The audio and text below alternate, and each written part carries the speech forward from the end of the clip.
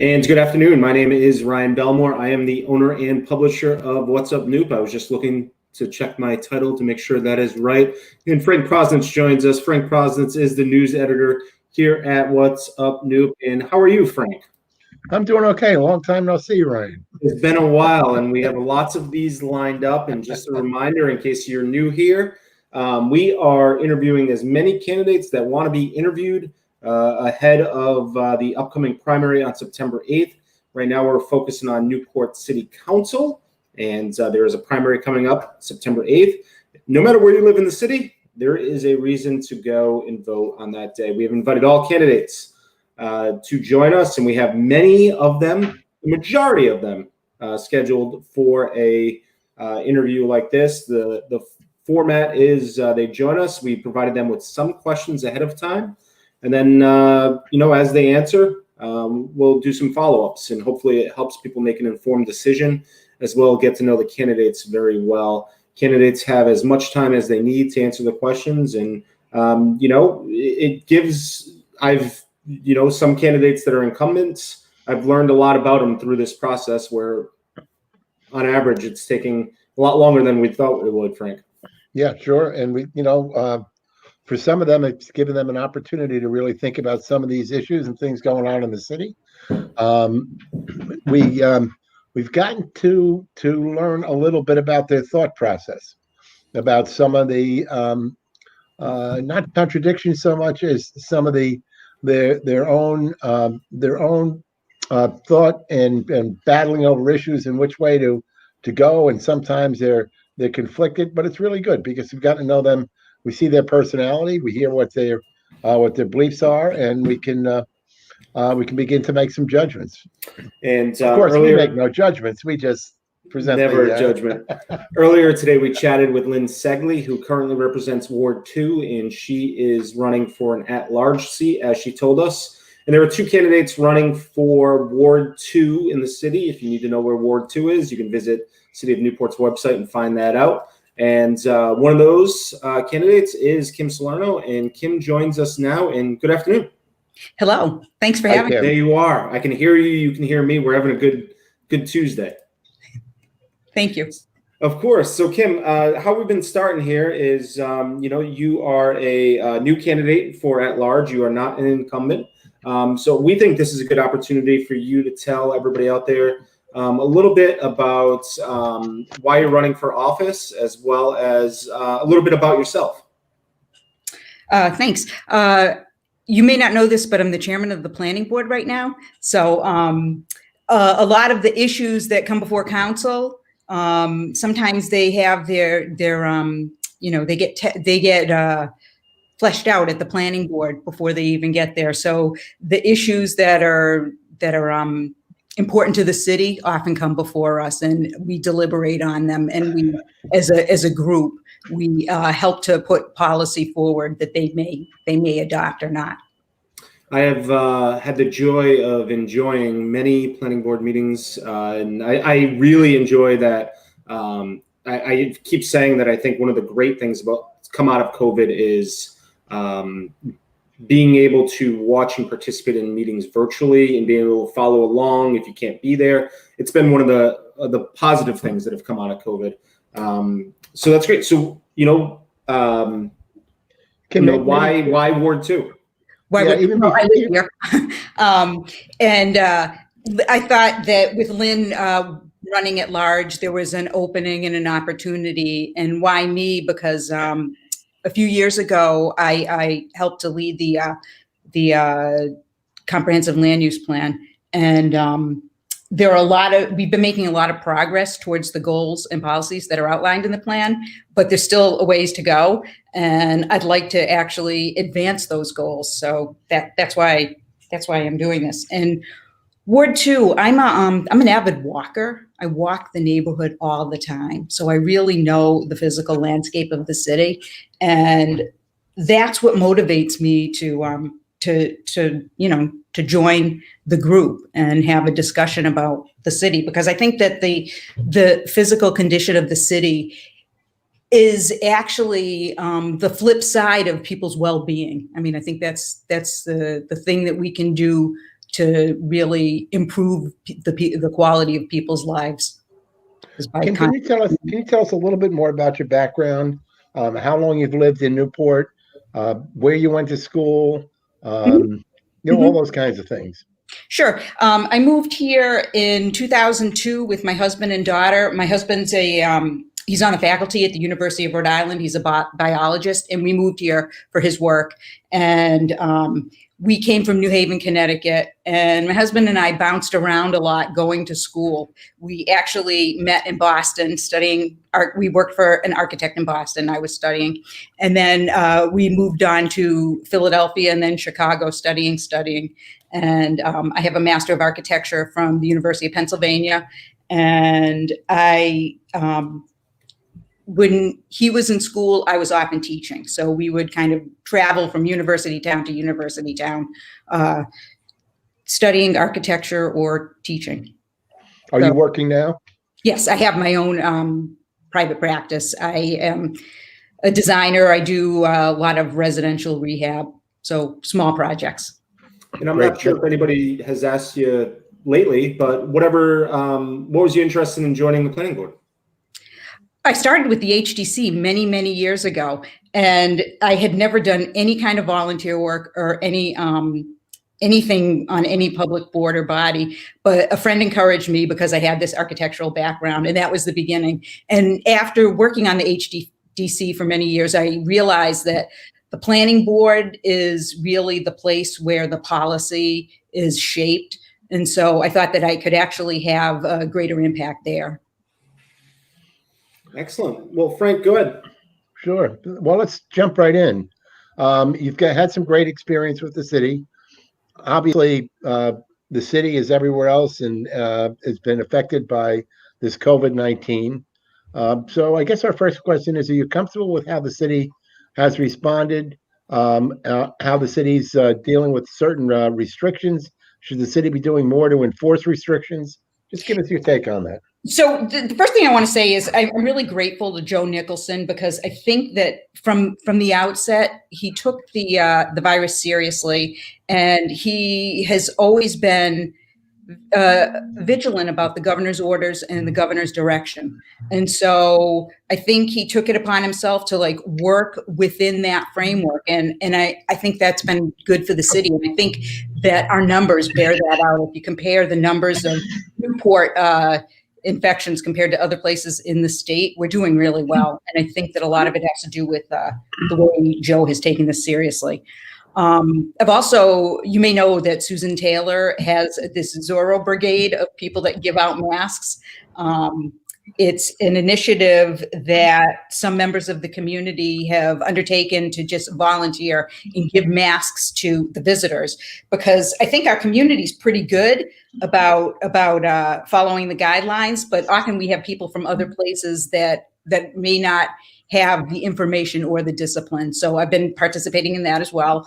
The planning board did recommend more street closures. I would, it was our thought that the restaurants really need help, and one way to give them help is to open up the public spaces to them, because clearly we're learning at this point that the virus is most transmissible indoors. So I think that if we can give outdoor space to business, that's a good thing, and I would like to see more of that.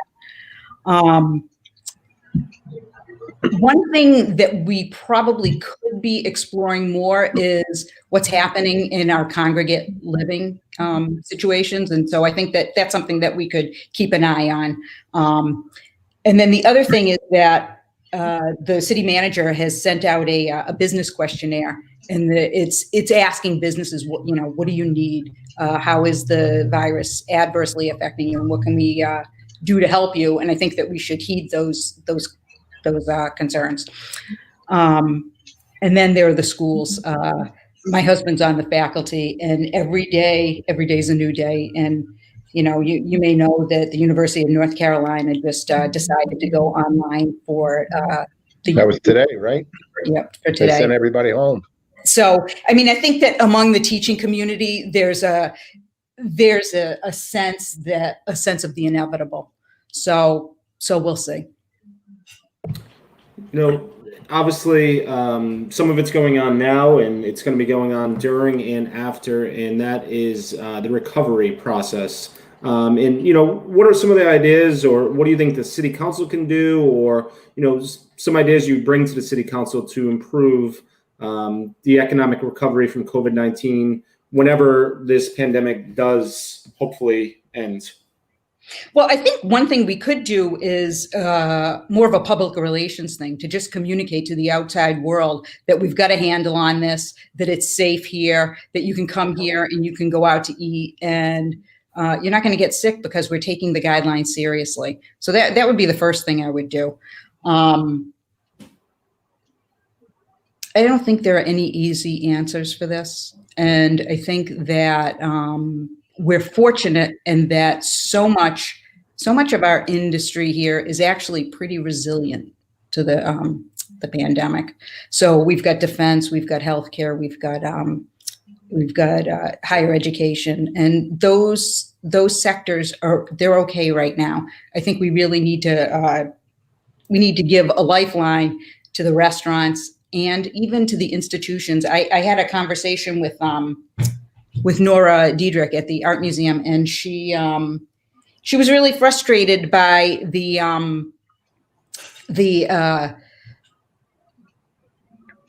guidelines for her institution relative to other institutions. And I had the same conversation today about weddings being able to have 100 guests, but other private parties being able to only have 15 guests. So one of the things that I think we could do is really tighten up exactly where the vulnerabilities are and have a more uniform approach to the numbers and how many people can actually gather. Because I think if there was maybe more rational approach to that, it might go a long way toward encouraging people to participate in business. Some of those numbers come out of the governor's office. Most of them come out of the governor's office. Have you been satisfied with her approach to COVID? And do you think she needs to tweak certain things? Yeah, well, like I said, I think that yes, I have been satisfied with her, especially at the beginning when some people were sort of reluctant to accept the seriousness of the situation. I think that she understood it immediately, and I appreciate her approach. That said, it's a sort of constantly evolving process, and I think that there is room for adjusting. Who can meet what, when, where, how many people, all that. Very good. If you can go to Home Depot and there are 100 people in the store, how is you got to wonder, like, what is the vulnerability there that or how come it's not there, but it is at a 15-person outdoor party? So, there are things like that we can just start to fine tune. Kim, I'm just wondering, just trying to give people a little background. Obviously, this is the first and hopefully the last time we ever have something like this happen. But do you think that the city council or city management has come to the zoning board or planning board enough to help with the COVID? No, we asked. So, no. And there's ways that you can help. I was looking at the city website today, and I was thinking about this question. We have a hospitality commission, and we have a trust and investment commission. We've got a lot of brain power on all these boards and commissions, and I think there is a reluctance to engage these different bodies. And I don't say because of me, but I say because I have a board, and they're really high quality, good citizens that have the best intentions. And so to engage these groups and to have them work together would be helpful. And I would think of doing something like that. And do you think that's the case for besides COVID as well? That they should come to you more? Not so much that they should come to the planning board, but that the boards and the commissions ought to work with council together toward achieving goals. You open up so many questions, and one that I guess I know the answer to, but I'll ask it. It sounds like these boards and commissions aren't sitting down. It was one of the presidents of one of our hospitals said to me that Lou Giancola, who had been president of South County Hospital, who used to say, one of the problems with medicine is that patients go and knock on all of these doors rather than putting everybody in the same room where all the docs that are dealing with this patient can talk to one another and learn from one another. Well, it sounds to me like the same thing in terms of the city or town government, that all these boards and commissions perhaps should be meeting on a monthly basis where they're exchanging thoughts and ideas and see where they can work together. Does that happen at all? No, when we did the comprehensive plan, I really, it was when I first learned that we actually had other boards and commissions that were actively pursuing policy that could influence and inform what we do. And I reached out to the Energy and Environment Commission. I didn't know who they were or even what they were doing, but I think that I had a friend in common or something. And I realized there's a whole body of work that they do that isn't necessarily shared with us. And during the development of the comp plan, I made it a goal to reach out to these other bodies. And since then, we've developed a relationship with them, but certainly there are other bodies. I didn't realize we have a Trust and Investment Commission. That's kind of an issue. That if that it's not, that we're not interacting. Very interesting. We can do a whole show on that. Yeah, to come back to that more later. Yeah. Why don't we shift just a little bit to an area that I'm sure that you have some thoughts on, and that's climate change. Mm-hmm. And what's going on in Newport? How serious a problem is it? And what's the city doing, and what should it be doing? So yes, it is a major concern, and yes, we are responding.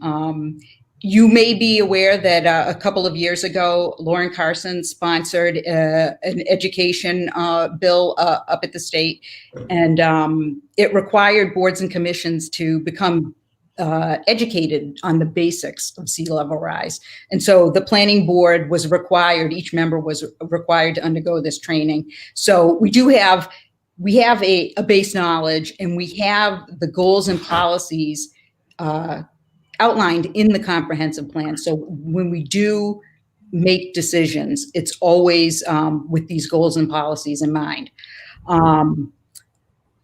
One thing that we have that really hasn't had too much broad input is the hazard mitigation plan. And that is a plan that's meant to assist the city in dealing with hazards.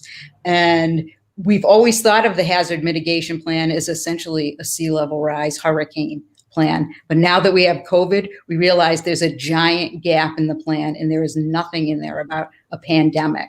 So that's something that we'll need to revisit because it's really the sort of guiding document for resiliency. Something to think about. Yeah, and we'll swing from there and go on. Let's see here where I just moved this question to. I'm going to go with this one here. And, lots of talk about this, especially during COVID-19 and the pandemic. Newport, the city, the state, relies a little too heavily on tourism, hospitality. What's your take? Is there too much? Do we rely on it too much for taxes as well as employment and all of that? And what alternative industries do you think the city should look to develop? So I want to say, first of all, that I think we have more breadth to our economy than people think. I mean, tourism is a big part of it. But like I said, we have the largest employer is the Navy base, right? And the hospital is a big employer. Salve is a big employer. So yes, tourism factors largely, but we have other things going on here. And I think that diversification is always a positive. I mean, we've seen with the pandemic, the revenue vulnerability that comes from, not getting revenue because everything's shut down on Thames Street. I think it's a matter of balance. It's a positive thing for the community, but we shouldn't let the costs that could be associated with it impact us adversely, and we should just really work at the balance between supporting tourism and diversification. I wanted to switch gears a little bit to something that's certainly been prevalent, and that's to Black Lives Matter, to racism in Newport. Does it exist? What's being done to improve the situation, and what should be done to improve it? So I do think systemic racism is a problem everywhere. There is data to support this. Incarceration rates, lifetime accumulation of wealth, unequal health outcomes. I do believe there is a systemic racism problem. That said, Newport's probably the nicest place I've ever lived. There is certainly not overt racism here. I think it's a good place to live, no matter who you are. That said, there's always room for improvement. When the George Floyd events were really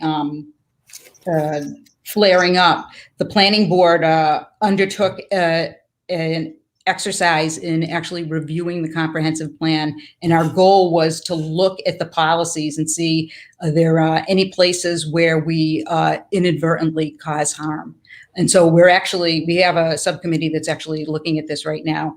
And one of the things we've learned is that we don't necessarily explicitly cause harm, but there is sometimes neglect or things that are forgotten. And so we'll be looking at ways to improve our policy making so that it includes the possibility for improved racial outcomes.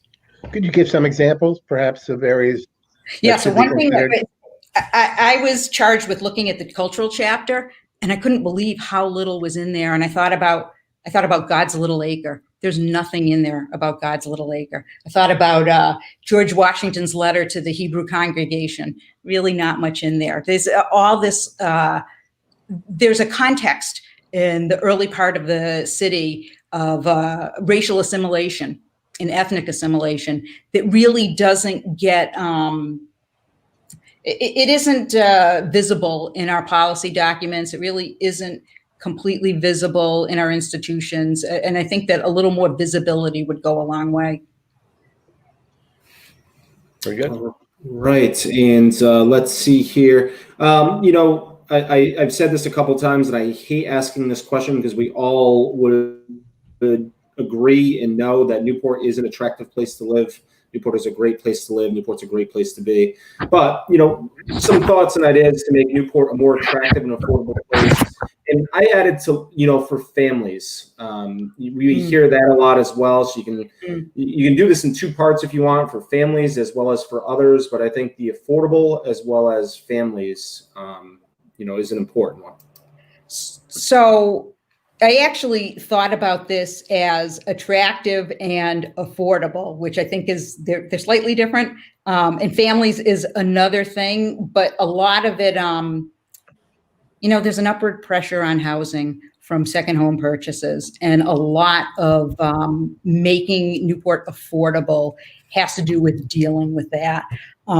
So affordable, there are ways to deal with that, the affordability of houses, but can we get everybody on board to actually agree to take these measures, and what are the implications of taking these measures? So something like a homestead exemption, or I was just about to call the city planner today and talk to him, Peter Friedrich, about accessory dwelling units.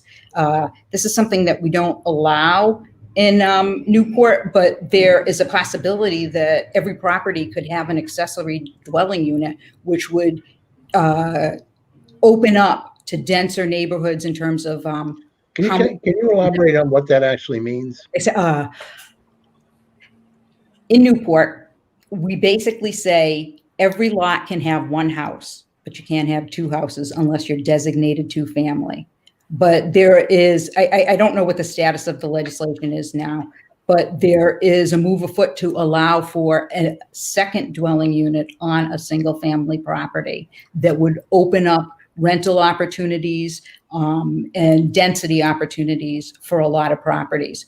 That would have a downward pressure on housing costs because it would open up more room.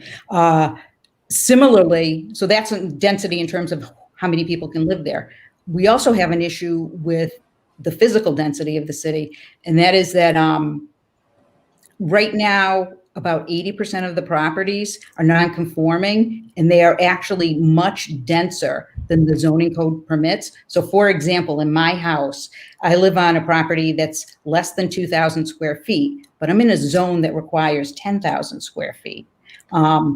And so if we were to actually include more smaller zones, we would also open up the possibility for more houses, more housing, and thus creating a downward pressure on prices. The question is, do we want a downward pressure on prices? And that needs to be a sort of robust conversation. To go along with much of that and much of what you're saying, Newport is one of a handful of cities and towns that have met the state's minimum affordable housing requirement. Is there more the city should do? And I'm thinking not so much of density in terms of these single family home properties, but more housing units being built for affordable housing, which then also addresses a lot of the racism problem. So I think Newport's been really good. Newport was when I was working on the comp plan, we were at 17% affordable housing, and now we're at 15%. The problem isn't Newport. The problem is the other communities in the state.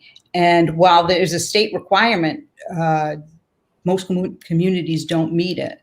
And Right. So that creates a kind of unfair economic burden of housing on some communities and not others. And I think that it is also perhaps contributes to unfair racial outcomes. And so what I think we should be doing is insisting that the state actually make other communities do their fair share. So a few years ago, the State House of Representatives appointed a commission that was studying the whole affordable housing concept and laws as they stood. This was probably about 3 years ago. We did a bunch of stories on affordable housing. And so the biggest thing they got out of the first session that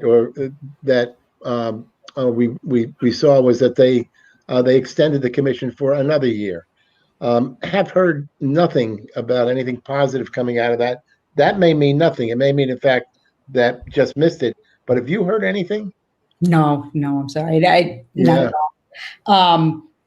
So I would think if they were effective, that the planning boards in the state would be among the first to know exactly what some of their plans were or suggestions were.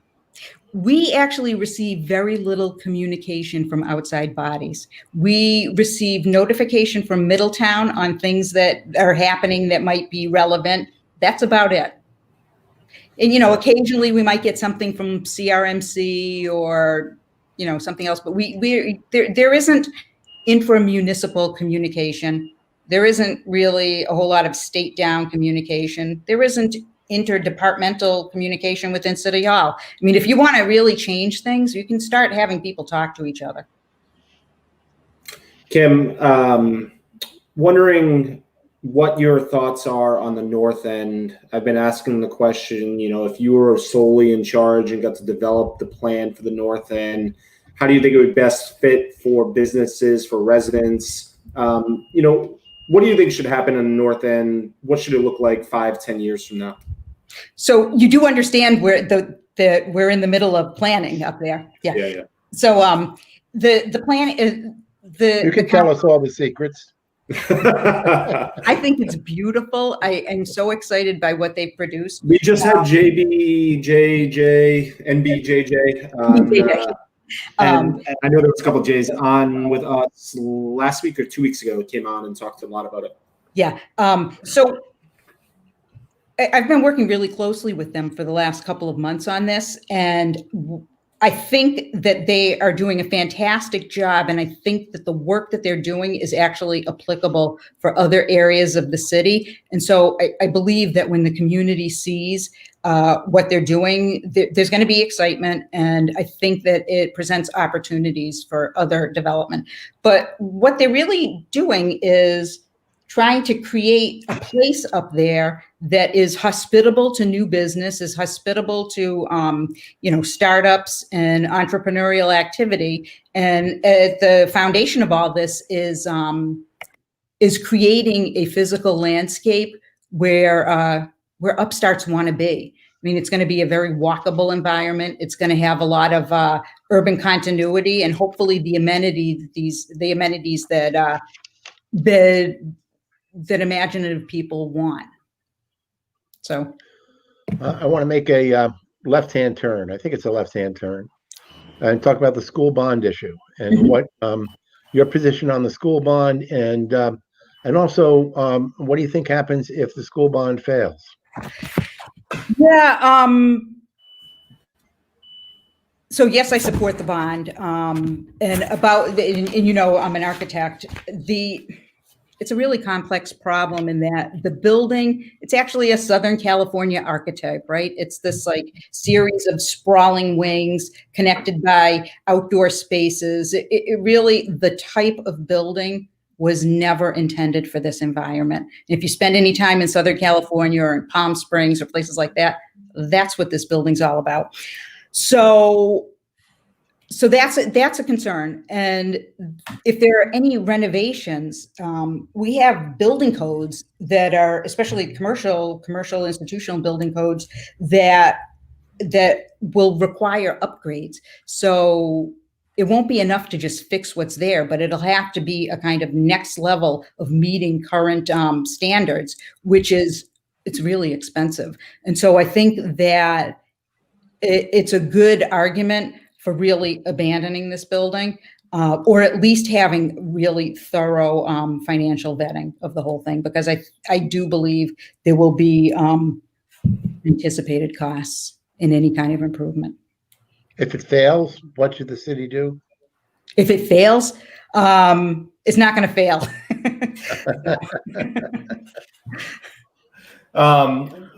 You've mentioned a lot today, but I just wondering, as you sat down and said, I'm going to run for Ward 2, I'm going to take this on, just, what are your thinking going in, your top 3 priorities would be? So, it's funny, I thought about this, and you may not know, I don't know if you know this, but I was an art professor at URI for years. So I'm an architect, but I also have this fine arts thing. And the artist in me resists being shoveled into the three piece answer. So I'm going to give my own answer. That's fine. Yeah.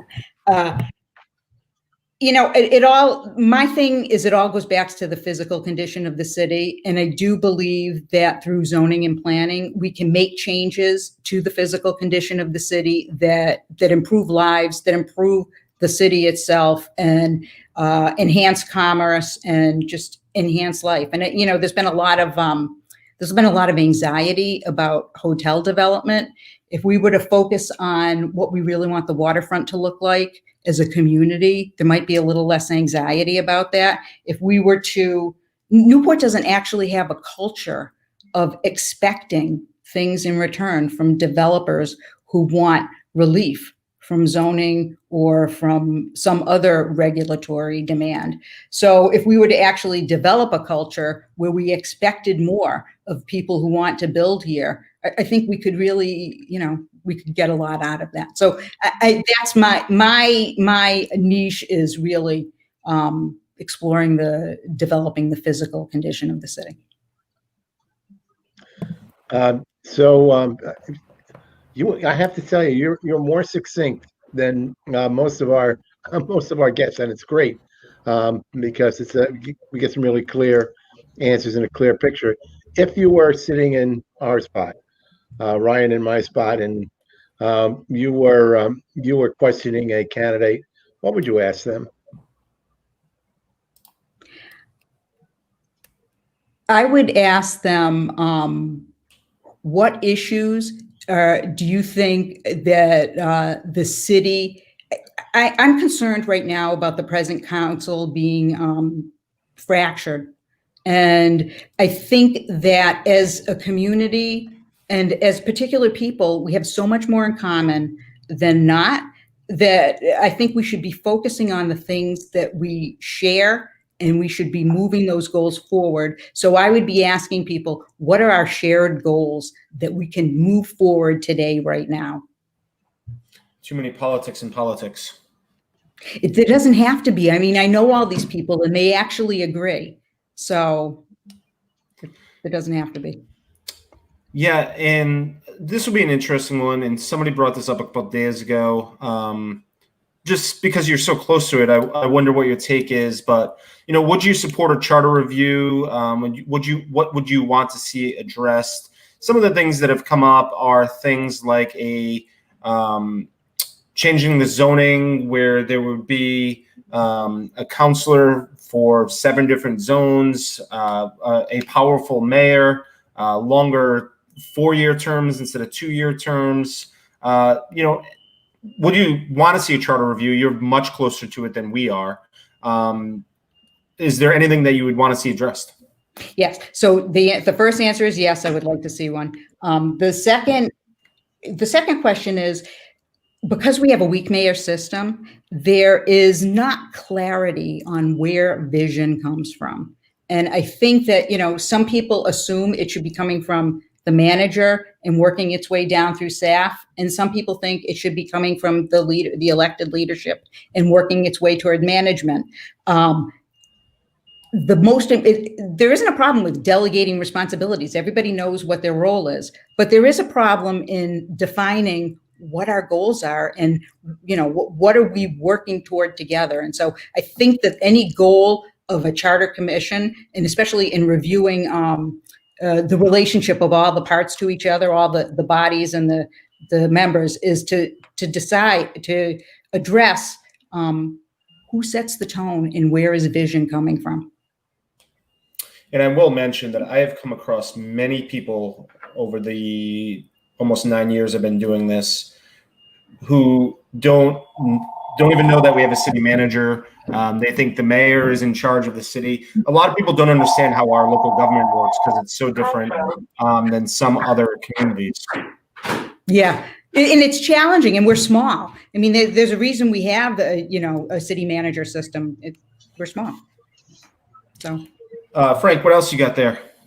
Well, our last one is a softball. You ever play softball? No. What do you love about Newport? Why you live in Newport? Why are you calling it home? I'm an architect, and I knew about this place long before I ever lived here because I studied it in college. All the iconic buildings, especially if you're interested in houses, they're here. It's a kind of fabled place for its buildings, and its culture is what drew me here. What I didn't know before I got here is that the architecture in the city, in the streetscape, would make it such a nice place to live. When I first got here, I had dinner with these people, and they said to me, how do you like it here? And I said, well, the funny thing is we have more friends here than we've ever had before. And he said, well, why do you think? And I said, I think it's the streets. The streets are small enough. You can walk everywhere. You see your neighbors when you walk by. There's something about the scale of this place that invites friendship. And I think that's really worth preserving. Excellent. And I did mention at the beginning before we brought you on that there is a primary on September 8th. And so not to confuse people, when you go on September 8th in Newport, you will be voting. The only thing that will be on your primary for Ward 1 and Ward 2 is the 12 candidates for City Council. In Ward 3, you'll have the 12 candidates for City Council, as well as 3 candidates running for Ward 3. So you should still go on September 8th, but you won't see Kim's name on the ballot until November. I just want to make that clear in case they don't see your name. And I just want to bring this up because I think sometimes people don't spend or don't know where they live. And let's see if we can do this quick. But if you go to the City of Newport's website, and this is loading right now, You can find this handy dandy map, or you can pull up your own ballot and see what ward you live in. Very important to do. The first couple weeks, months that I lived here, I didn't know what ward I lived in. You should know what ward you live in. And it's not just for when it's voting, it's also for who to get in touch with. So here you can see where Ward 1, Ward 2, Ward 3. Also, if you go to Secretary of State's website, you can go to vote.sos.ri.gov. Just search for Secretary of State, and you can see your sample ballot and when in the candidates that you can choose from. So I just wanted to make sure that people on September 8th don't go looking for your name, Kim. Thank you very much. That map is my friend, my new friend. It is. It's a great map. Kim, what did we miss today? Is there any topics that you wanted to discuss? Anything else that is on your mind? No, I'm just looking at my notes. No, I think you got it. I think you got it. Excellent. Thank you. Hopefully, this is the only election season that we ever have to bring all of our viewers into the candidates' homes. Yeah. It's okay. Kim, can you, for people who want to get in touch with you, what's the best way? Probably email. Should I give you the email? Should I say it? You can just say it. Yeah, or give it to me. So it's Kim at the symbol, Kim Salerno, KimSalerno.com. Excellent. Well, Kim, we appreciate you participating in this. It was so great. And we certainly should talk about planning and all of that other stuff very soon. Thank you. Thank you very much. Thank you, Kim. All right. And that is Kim Salerno, and we appreciate her joining us today. And another great chat.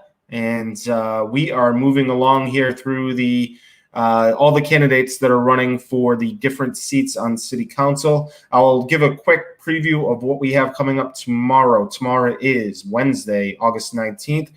We have William Kimes, who's running for at-large at 11 a.m. We have Paul Marshall, who's running for 3rd Ward at 2 p.m. And we have Rachel Hussey tomorrow at 3 p.m., who is running for at-large. So 3 of them coming up tomorrow. And then on Thursday, if you're planning this out, we have Jamie Bover at 11 a.m. on Thursday, Jean Marie Napolitano at 2 p.m. on Thursday, Susan Taylor at 11 a.m. on Friday, and we're filling in more candidates as we get them. Frank will join me for some of them, but he also has some responsibilities to take care of that I told him that he should, anniversaries and so much and such. So gotta do that. Important to do those. So yes, so we are chatting with all the candidates, and I just love how this format has been going. I think it's working really well, and it's interesting. I think the candidates are into it also, and they have an opportunity. Without restrictions, they have an opportunity to get out their thoughts and programs, and I think people really have an opportunity to be able to make some decisions here.